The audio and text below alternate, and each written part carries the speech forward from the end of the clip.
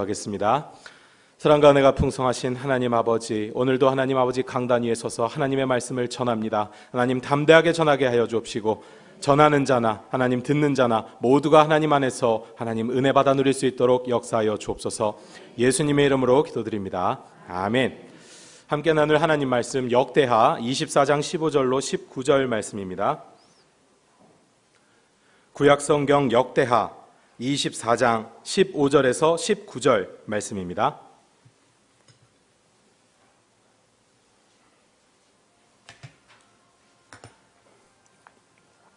제가 가진 성경으로 구약 688면에 있습니다. 다 찾으신 줄 알고 한 절씩 교독하도록 하겠습니다. 여호야다가 나이가 많고 늙어서 죽으니 죽을 때에 130세라.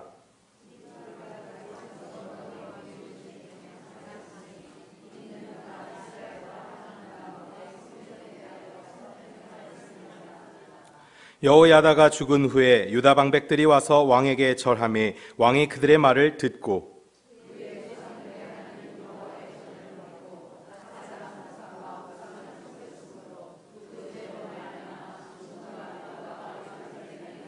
함께 읽겠습니다. 그러나 여호와께서 그들에게 선지자를 보내사 다시 여호와에게로 돌아오게 하려 하심에 선지자들이 그들에게 경고하였으나 듣지 아니하니라. 아멘. 세상에는 영웅이 존재합니다. 인터넷에서 제가 사전을 이렇게 뒤져서 영웅이 무슨 뜻인가 하고 이렇게 찾아보니까 특별한 지혜와 재능이 있어서 보통 사람이 하기 어려운 일을 해낸 사람을 영웅이라고 표현하고 있었습니다. 여러분들은 영웅 하면은 누가 떠오르십니까? 저는 영웅 하면은 어렸을 때 많은 감명을 깊었던 이순신 장군이 생각이 납니다. 우리나라 사람들 중에 아마 이순신 장군이 영웅이 아니다라고 얘기할 사람은 아무도 없을 것 같습니다. 그가 한 일이 참 대단합니다.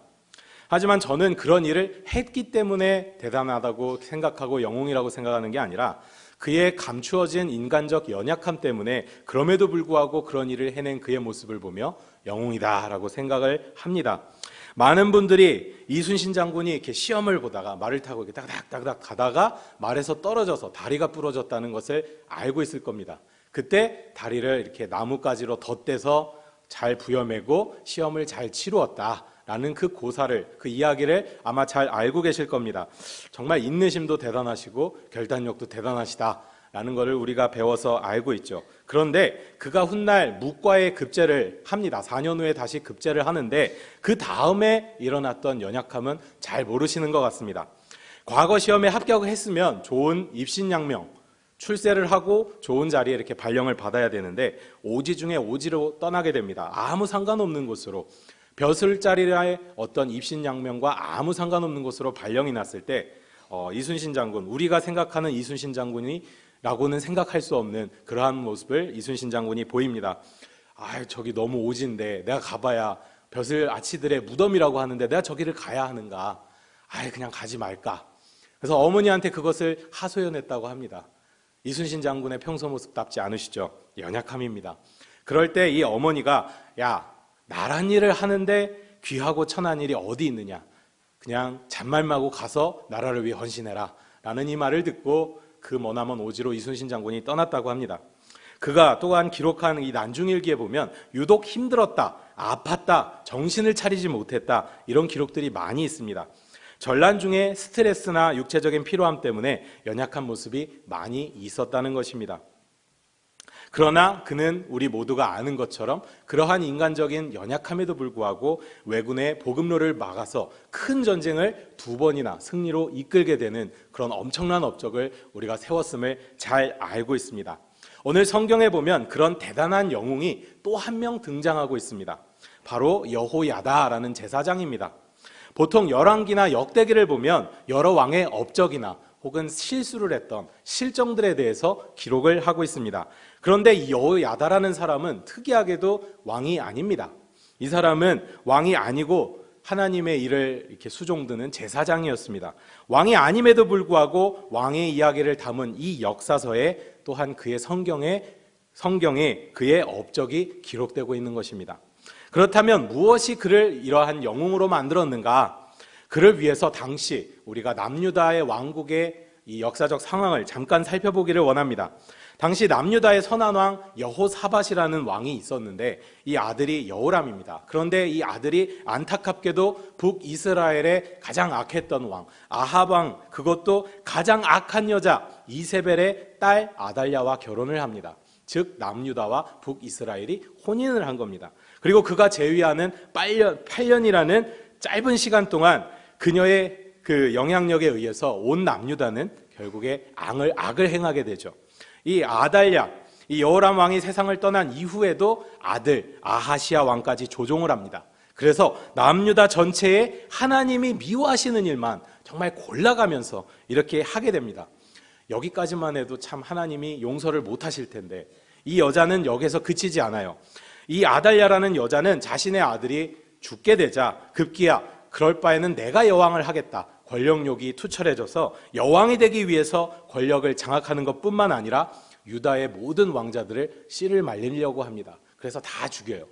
다윗의 씨에서 그리스도가 나와야 되는데 그 다윗의 씨를 다 말리려고 한 것입니다. 하마터면 다윗의 씨가 그래서 사라질 뻔하게 됩니다.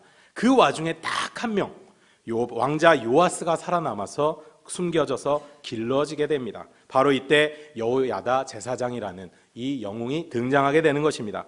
역대하 23장 1절입니다. 제7년에 여호야다가 용기를 내어 백부장 곧 여로함의 아들 아사랴와 여호하난의 아들 이스마엘과 오벳의 아들 아사랴와 아다야의 아들 마아세야와 시그리의 아들 엘리사밧 등과 더불어 언약을 세우매. 여기에 보면은 언약을 세운다고 나와 있는데 특기할 만한 상황은 여호야다가 아마 아달랴를 많이 무서워했던 것 같습니다. 7년 동안이나 잠잠했어요. 그녀의 통치 기간 이 7년 동안 잠잠히 있다가 마침내 용기를 내어서 사람들을 모아서 언약을 세우게 됩니다. 그 내용이 뒤이어서 역대하 23장 3절에 기록되어 있습니다. 온 회중이 하나님의 전에서 왕과 언약을 세우매 여호야다가 무리에게 이르되 여호와께서 다윗의 자손에게 말씀하신 대로 왕자가 즉위하여야 할지니 마침내 용기를 낸 그에 의해서 언약이 세워지고 하나님께서 약속하신 다윗의 자손이 다시 왕위를 되찾게 됩니다. 하나님 보시기에 얼마나 기특하겠어요. 더군다나 그는 하나님 앞에서 많은 선을 행합니다. 가령 악한 이 아달랴 여왕을 죽일 때에도 여호와의 성전에 있었는데 이 여호와 성전을 귀하게 여겨서 거기서 죽이지 않습니다. 거기서 피를 흘리면 여호와의 성전을 더럽히게 되는 거지 않습니까? 그래서 그녀를 밖으로 몰아내어서 성전 밖에서 죽이게 됩니다. 즉 하나님의 전을 귀하게 대우한 것입니다. 또한 여호야다가 세상 사는 모든 날에 여호와의 전에서 항상 번제를 드리게 되었습니다. 우상을 찍어내고 하나님을 섬기도록 이스라엘을 회복시킨 것입니다. 여러 왕들조차 감히 하지 못했던 일을 이 여호야다 제사장은 하나님 앞에서 이루어낸 것입니다. 또한 그가 어린 요아스 왕을 어떻게 했습니까? 말씀으로 가르쳐서 여호와 보시기에 정직하게 행하게 합니다. 그 결과 그는 하나님 앞에서 마침내 인정을 받았습니다. 그가 세상을 떠난 후에 왕이 아니었음에도 불구하고 다윗성 여러 왕의 묘실에 장사되게 되는 특권을 누리게 되는 것입니다. 그것 또한 성경에 기록되어 있습니다. 역대하 24장 16절입니다. 무리가 다윗성 여러 왕의 묘실 중에 장사하였으니 이는 그가 이스라엘과 하나님과 그의 성전에 대하여 선을 행하였음이더라. 아멘. 역사를 돌이켜보면요, 유다 왕 20명 가운데 무려 11명이나 되는 이 유다 왕들이 하나님을 떠나 악을 행했습니다. 그에 비하면 비록 그는 왕이 아니었지만 민족의 신앙을 회복시키고 이스라엘 백성을 돌이켜서 마침내 여호와 하나님께로 나아와서 섬기도록 그렇게 만든 것입니다. 보통 사람들은 할 수 없는 그런 일들을 해낸 것이죠. 심지어 하나님의 구원하심과 인정을 상징하는 다윗성 여러 왕의 묘실에 그는 들어갔습니다. 우리는 마땅히 살아가면서 이 여호야다 제사장처럼 이러한 믿음과 신앙을 우리 삶 가운데 나타내야 합니다. 또한 그와 다르게 살아서 뿐만 아니라 우리가 이 땅에서 하나님의 부르심을 받아서 저 하늘나라로 옮겨진다 하여도 여전히 선한 영향력은 남아서 이 땅 가운데 드러내기를 원합니다. 우리의 신앙과 믿음은 주변에 있는 이 가족들을 통해서 또한 우리의 교회의 성도들을 통해서 우리 교회를 통해서 여전히 나타나며 꾸준히 이어져 갈 줄로 믿습니다. 애써야 하는 이유가 있어요. 왜 그러냐? 그것은 아무리 대단한 업적을 세웠어도 또한 믿음도 그냥 개인적인 것으로 나에게만 국한이 되어서 끝나버리게 된다면 정말 그 의미가 퇴색되어 버리기 때문입니다. 역대하 24장 17절로 18절 말씀입니다. 여호야다가 죽은 후에 유다 방백들이 와서 왕에게 절하매 왕이 그들의 말을 듣고 그의 조상들의 하나님 여호와의 전을 버리고 아세라 목상과 우상을 섬겼으므로 그 죄로 말미암아 진노가 유다와 예루살렘에 임하니라. 요아스 왕은 성경 말씀대로 제사장 여호야다가 세상에 사는 모든 날 동안에만 여호와 보시기에 정직하게 행하였습니다. 그러나 그가 세상을 떠난 후에 오히려 방백들의 말을 듣습니다. 그리고 여호와의 전을 버립니다. 그리고 아세라 목상과 우상들을 섬기게 됩니다. 내가 언제 하나님을 섬겼는가 싶을 정도로 한순간에 돌변하게 됩니다. 왕이 배반하자 모든 이스라엘이 덩달아서 그 행악을 따라서 여호와 하나님께로부터 등을 돌립니다. 다시 아세라 목상과 우상들을 온 나라가 섬기게 된 것입니다. 심지어 그것을 하나님의 영에 감동되어서 만류하고 지적하고 이것은 잘못된 것이다 외치던 여호야다의 아들이 한 명 있었습니다. 바로 스가랴인데 이 여호야다가 베푼 은혜를 이 요아스 왕은 전혀 기억하지 아니하고 그를 심지어 여호와의 전뜰 안에서 돌로 쳐 죽이기까지 합니다. 그 결과 악한 죄로 말미암아 이 하나님의 진노가 유다와 예루살렘에게 임하게 되는 것입니다. 돌이켜보면요, 이러한 남유다의 역사처럼 우리나라 역사에서도 경랑의 세월을 지나왔습니다. 원래 우리나라는 아무것도 없는 나라였습니다. 돈도 없었고 기술도 없었고 자원도 없고 심지어 믿음도 보잘것 없던 나라였습니다.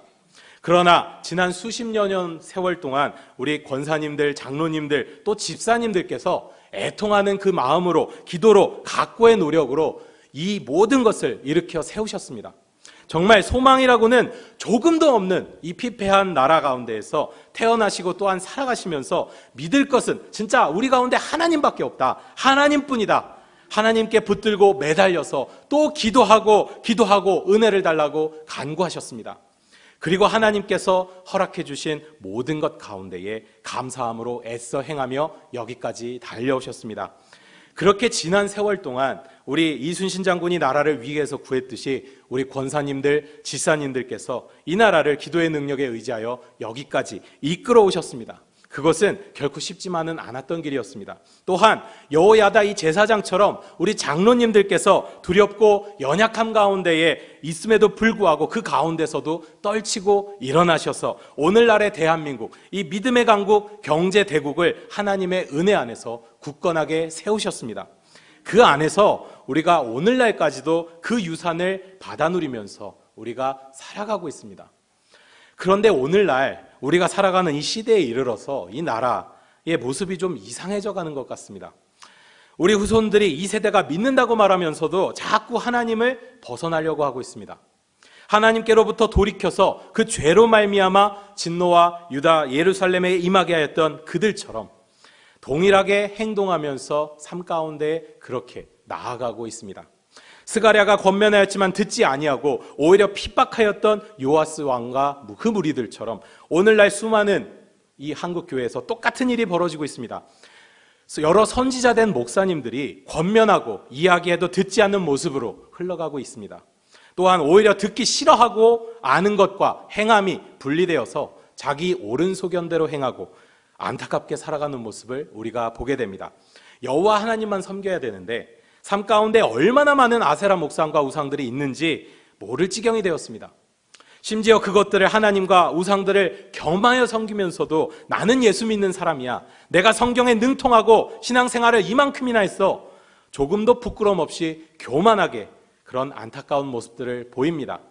이러한 오늘날을 돌이켜보자면 그 옛날 여호수아 시대의 때가 생각이 납니다.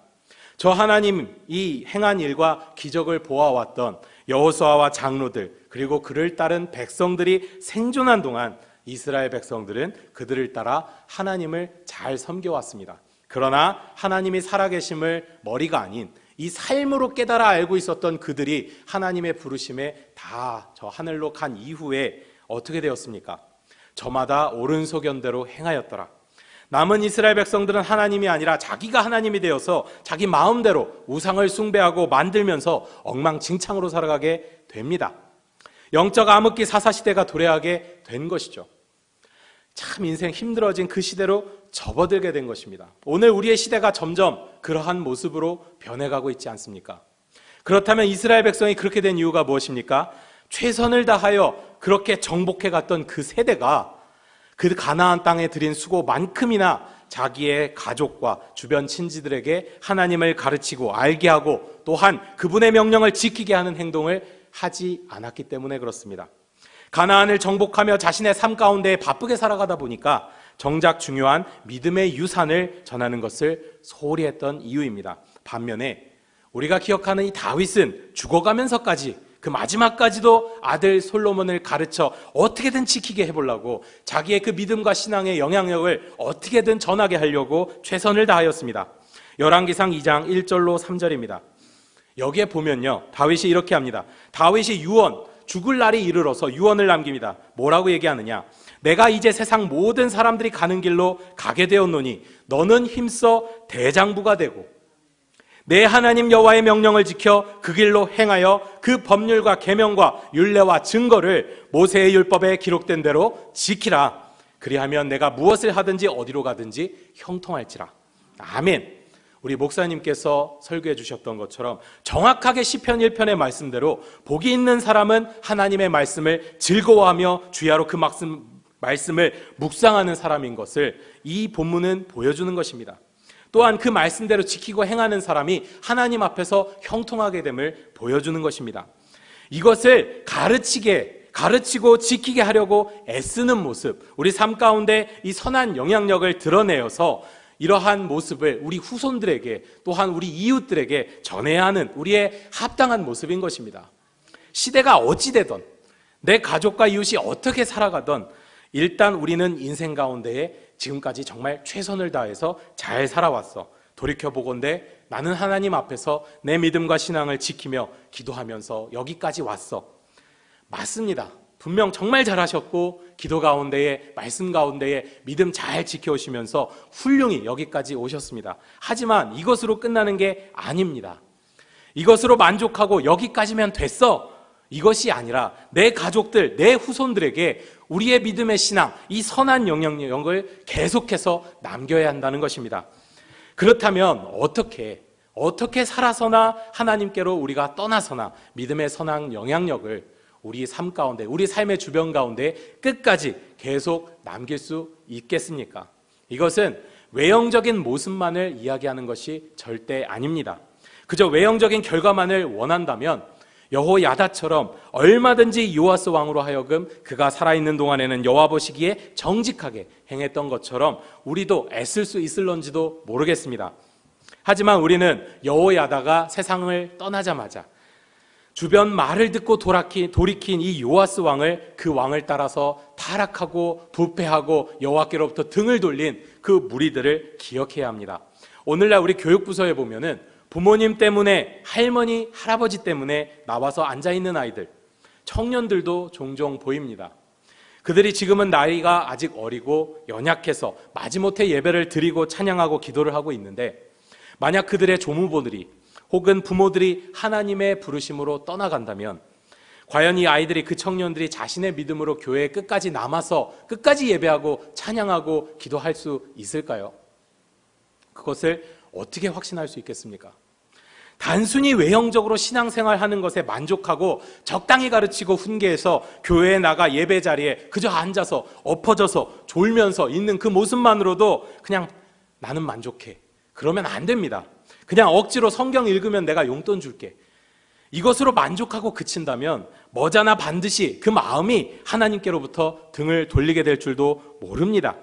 혹은 그저 교회에 출석하게 되는 것으로 그래, 다 출석하면 됐지, 이제 큰 아들, 딸들을 내가 뭘 어떻게 하겠어, 그냥 내버려두고 그냥 외면한다면 요아스 왕의 결과를 재차 마주하게 될지도 모릅니다. 우리는 외면적인 신앙을 넘어서서 내면적인 모습에 이르기까지 우리의 믿음에 선한 영향력을 끼쳐야 하는 것입니다. 여호야다처럼 해서는 결코 안 됩니다. 우리는 그를 넘어서서, 그의 영웅적인 모습을 넘어서서 내면까지도, 우리 속사람까지도 제대로 바꿔야 한다는 것입니다. 무엇으로 바꿀 수 있습니까? 바로 예수 그리스도의 복음으로 바꿀 수 있는 것입니다. 마태복음 28장 19절로 20절 말씀입니다. 다 같이 이 말씀을 한번 읽어보겠습니다. 시작!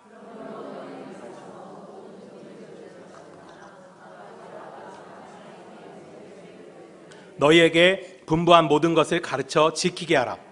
볼지어다 내가 세상 끝날까지 너희와 항상 함께 있으리라 하시니라. 아멘. 이 말씀은 내 주변에 예수 그리스도의 복음을 말미암아 믿음을 가지게 하고 선한 영향력을 가지게 하고 그냥 이웃에게 복음을 전하는 그런 말씀으로 끝나게 하지 않습니다. 교회로 왔다 갔다 그런 결론으로 끝나게 하는 것이 아닙니다. 오히려 분부한 모든 것을 가르쳐 지키게 하라. 이 말씀처럼 이것은 내 가까운 가족, 이 가정, 우리의 후손들에게 먼저 그 선한 영향력을 미칠 수 있는 능력의 하나님의 말씀인 줄로 믿습니다. 스스로 원하고 간절한 마음 없이 그저 외형적으로 말씀을 외우게 하고 예배에 참석하게 하고 기도하게 하고 잔소리로 가르쳐 지키게 하는 것에는 한계가 있습니다. 하지만 그들로 예수 그리스도를 만나게 한다면 삶이 바뀌고 뒤집어지는 것입니다. 내 삶의 가치관이 바뀌고 내 마음속 보좌의 주인이 바뀌게 되는 것입니다. 그렇게 된다면 내가 살아있을 때나 부르심을 받아 이 세상에 설령 없을 때라도 끝까지 예수 그리스도를 만난 사람은 스스로 믿음을 지켜나가게 될 것입니다. 선한 영향력을 끝까지 변함없이 나타내는 방법이 바로 이것입니다. 바로 가깝게는 내 가족, 내 자녀손들에게, 멀리는 내 주변 이웃들에게 예수 그리스도의 복음을 전하고 예수님을 소개하면서 만나게 하는 것입니다. 가족들에게만 또 만족하는 것이 아니라 내 삶 가운데 함께하는 내 이웃들에게까지 그 복음을 전하고 그리스도 예수를 만나게 하는 것입니다. 진실로 내 삶의 전 영역에서 그 복음을 전하고 가르치고 지키게 해야 하는 것입니다. 그럴 때의 선한 영향력, 내가 가진 믿음과 신앙이 진정으로 영향력을 끼치게 되는 것입니다. 그를 위해 우리는 직접 행동으로 옮기고 애쓰는 와중에 하나님께 은혜를 구해야 합니다. 간절히 기도해야 되는 거죠. 저들이 예수님 만나게 해주세요. 저들이 그리스도를 알고 깨닫게 해주세요. 우리는 기도해야 합니다. 왜냐하면 참으로 어려운 일이기 때문입니다. 그러나 많은 영웅들이 오늘날 이때까지 스스로 재능과 지혜가 있어 보통 사람이 하지 못했던 일들을 해내지만 우리 성도님들 또한 보통 사람이 이미 하지 못한 일들을 해낸 분들이십니다. 지난날을 돌이켜보면 세계가 입을 쩍 벌리면서 놀라는 이 한강의 기적을 일구신 장본인들이시고 또한 기독교 역사에 유례가 없는 믿음 충만한 대한민국을 이룬 믿음의 세대들이십니다. 설령 우리가 보기에 나는 이제 연약해 이렇게 여길지라도 우리를 붙들고 계시는 하나님은 능력의 하나님이신 줄로 믿습니다. 우리를 지키고 보호하고 다시 일으키시는 구원의 하나님이신 줄로 믿습니다. 그 하나님을 믿고 다시 떨치고 일어나 나아갈 때 전도의 미련함이 지혜로운 자들을 부끄럽게 하는 하나님의 능력이 되고 마침내 있든지 없든지 변함없이 이어지는 믿음의 선한 신앙의 선한 영향력을 우리가 나타낼 수 있는 것입니다. 후손들과 이 세대가 그렇게 우리를 통해서 예수 그리스도를 만날 때 오늘날 이 암울한 시대가 극복되어지고 다시 세워져 나가는 것입니다. 우리가 이런 선한 영향력을 우리가 있을 때나 끝없이 없을 때나 끝없이 미칠 수 있도록 우리가 애쓰고 또한 기도해야 합니다. 만약 이것을 하지 않는다면 우리의 가족들은 우리의 가정은, 우리의 후손들은 점점 어려워지게 될 것이고 우리가 만약 이웃들 가운데 복음을 전하지 않는다면 그 이웃들과 우리의 교회는 점차 약해지고 힘들어져 갈 것입니다. 오늘날 이 한 몸에 관심이 많다지만 영적인 것 또한 나 자신에 만족하는 것이 아니라 개인주의를 넘어선 이 시대의 이기주의에 빠지지 않기를 원합니다.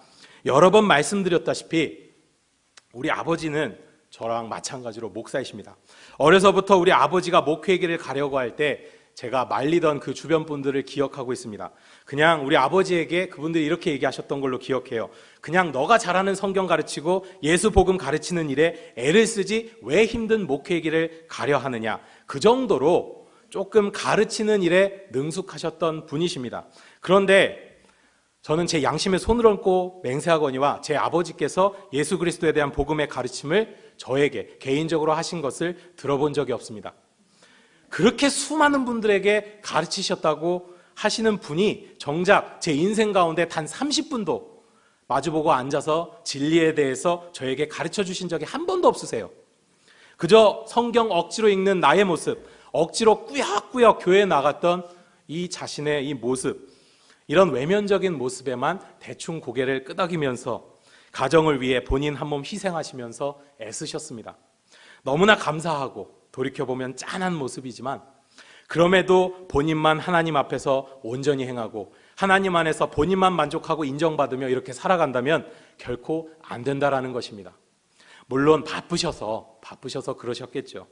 그런데 아버지 본인께서는 언젠가 하나님께서 너에게 주시는 인도하심이 있겠지, 이 믿음 안에서 주어진 소명을 감당하셨을런지는 몰라도 저는 그 소홀함 때문에 아주 오랜 세월 괴로움 가운데 길을 찾아 헤매야만 했습니다. 감사하게도 하나님의 도우심으로 저는 무사히 하나님께로 돌아올 수 있었지만 한번 생각해 보시기 바랍니다. 모든 사람이 과연 그럴까요? 모든 사람이. 그것은 우리가 장담하고 확신하기 어려운 일입니다. 천국은 좁은 문입니다. 가족이 또한 내 가까운 이웃이 나를 알고 예수 그리스도를, 하나님을 알고 예수 그리스도를 믿고 믿음과 신앙을 소유한 채 나라는 사람을 알고 살아가고 있는데 정작 그 옆에 있는 내 가장 가까운 가족과 내 가장 가까운 이웃들이 그 영향력을 받지 못해서 마음을 돌이키고 범죄하고 정직하게 행하지 못하여 하나님의 진노를 산다면 얼마나 안타까운 일이겠습니까? 반면에 우리 예수님께서는 그 짧은 삶 가운데서도 주변 이웃들에게 선한 영향력을 보이셨죠. 그들을 돌아보시고 돌보시고 낫게 해주셨습니다. 제자들에게도 여러 천국의 말씀을 가르쳐 주시면서 그들을 사랑하셨고 마침내 12사도로 세우셨죠. 예수님께서 이 땅에 계실 때만 그러한 선한 영향력을 내보이셨습니까? 하늘로 올려지고 난 이후에는 그 어떤 영향력을 우리에게 주신 적이 없으셨습니까? 사라졌습니까? 아닙니다. 당연히 아닙니다. 예수 그리스도의 십자가 사건이 여전히 우리에게 생명을 살리는 선한 영향력으로 다가옵니다. 지금도 그분을 믿으면서 이 땅에서 열심히 살아가고 있는 수많은 그리스도인들이 있고 또한 그분의 몸된 교회들이 있습니다. 우리 역시 마찬가지입니다. 우리는 죄 가운데 살아가는 죽을 수밖에 없는 죄인이었지만 예수 그리스도의 십자가의 능력에 덧입어서 다시 살아나게 되는 구원을 얻었고 하나님으로부터 믿음을 선물로 받았습니다. 또한 그 믿음으로 하나님을 의지하며 눈물로 기도하고 애씀으로 여기까지 오늘까지 이르렀습니다. 우리 성도님들의 지난 삶을 돌이켜본다면 능히 저는 감히 영웅이라 칭해도 부족함이 없을 것이다 생각을 합니다. 문제는 이 다음입니다. 우리가 지금까지 지켜오고 애쓴 우리의 신앙과 믿음, 하나님께서 인정해 주셨고 잘했다, 참 잘했다 그렇게 칭찬하신 우리의 모습에 그저 만족해서 살아가신다면 그것은 안 될 일입니다. 성경에 보면 여호야다는 130세에 이르러서야 나이가 들어서 하나님의 부르심을 받습니다. 또한 모세도 120세의 부르심을 받지만 그 기력이 다하지 않았습니다. 우리 성도님들 100번 양보해서 모세의 120세를 놓고 보아도 아직 우리는 수십 년도 더 남은 인생을 살아가게 될 것입니다. 저 믿지 않는 사람들도 요즘 이제 100세 시대, 120세 시대를 너무나도 쉽게 자연스럽게 이야기하고 있습니다. 하물며 과학뿐 아니라 하나님의 능력에 힘입어 살아가는 우리겠습니까? 늦었다고 이제 와서 뭘 이런 생각하지 마시길 바랍니다. 이 혼란스러워져가는 시대와 민족과 나라를 보면서 우리 성도님들이 다시 주체가 되어서 떨치고 일어나야 합니다. 예수 그리스도의 복음으로 우리 가정 가운데에 또한 우리의 이웃 가운데에 나아가서 선한 영향력을 끼쳐야 할 줄로 믿습니다. 내일 모레면 3.1절이 100주년 되는 해입니다. 그리고 3.1절이죠. 이 민족이 저 악한 일제로부터 독립만세를 외치면서 떨치고 일어난 날을 기념하기 위해서 만들어진 날입니다. 이때에 보기에 가장 연약한 학생들이 먼저 만세를 부르면서 들고 일어났습니다. 오늘 우리 예어림 성도들이 스스로 어떻다, 나는 어떻다라고 생각하지 마시고 이 악한 아세라 목상과 우상들이 가득한 이 시대를 영적으로 깨어서 다시 떨치고 일어나서 믿음으로 내 가정과 이웃에게 선한 영향력의 함성을 힘껏 외치시기를 원합니다. 그리하여 이 나라를 다시 한번 일으키고 믿음과 기도로 하나님의 은혜를 구함으로 승리하는 우리 성도님들이 다 되시기를 높으신 예수님의 이름으로 축복합니다. 이 시간 이 나라를 위해서 우리 민족을 위해서 기도하기를 원합니다. 주여 이 나라를 불쌍히 여겨 주옵소서. 이 민족을 불쌍히 여겨 주옵소서. 다시 한번 회복의 영이 이 나라에 임하여 주길 간절히 원합니다. 그를 위하여 우리를 사용하여 주옵시고 다시 우리를 통하여 이 민족의 믿음이, 하나님에 대한 마음이 회복되기를 원하는 그런 기도를 올렸으면 좋겠습니다. 우리를 도구로 사용하여 주옵소서. 다시 함께 다 함께 주여 한번 외치시고 힘차게 기도하겠습니다. 주여! 사랑과 은혜가 풍성하신 하나님 아버지, 하나님 아버지, 우리는 연약합니다. 하지만 하나님 아버지, 하나님께서 우리를 붙드시고 하나님 우리를 도구로 사용하여 주실 때에 하나님 아버지, 우리가 떨치고 일어나서 우리의 연약한 모습과 상관없이 하나님 아버지 믿음의 선한 영향력을 내 가정과 내 이웃들 가운데에 하나님 나타낼 줄로 믿습니다. 예수 그리스도의 복음을 하나님 아버지 내 이웃들에게 전하고 내 가정에 전하고 내 사랑하는 사람들에게 전할 때에 하나님 아버지 은혜 베풀어 주옵시고 하나님 그들이 예수 그리스도를 만나게 하여 주옵시고 하나님 아버지, 우리가 정말 삶 가운데 다시 한번 선한 영향력을 이 나라와 이 민족과 하나님 우리의 가정과 교회 가운데에 나타낼 수 있도록 하나님 역사하여 주시옵소서. 하나님 아버지, 우리를 도구로 사용하여 주옵소서. 주여 도와주시기를 간절히 바라고 원합니다. 사랑과 은혜가 풍성하신 하나님 아버지, 우리 믿음의 선진들과 다르게 우리의 후손들은 자꾸 하나님을 떠납니다. 저 아세라 목상과 우상들이 가득한 세상이 뭐가 그리 좋은지 자꾸만 그곳으로 마음을 돌리고 몸을 돌려 나갑니다. 우리 민족을 불쌍히 여겨 주옵소서. 그 죄로 말미암아 하나님의 진노가 이 나라와 이 민족에 임하지 않도록 역사하여 주옵소서. 그를 위하여 우리가 먼저 삶 가운데 믿음의 신앙으로 예수 그리스도를 먼저 나타내기를 원합니다. 그래서 살아있을 때나 또 부르심을 받은 이후에나 내 가정과 내 이웃과 내 교회가 정말 마음을 바꿔서 끝까지 하나님을 섬기도록 도와주옵소서. 우리가 주의 사용하시는 도구로 쓰임받기를 원합니다. 부족하다 여기지 마시고 끝까지 하나님 우리를 들어 사용하여 주옵소서. 예수님의 이름으로 기도합니다. 아멘.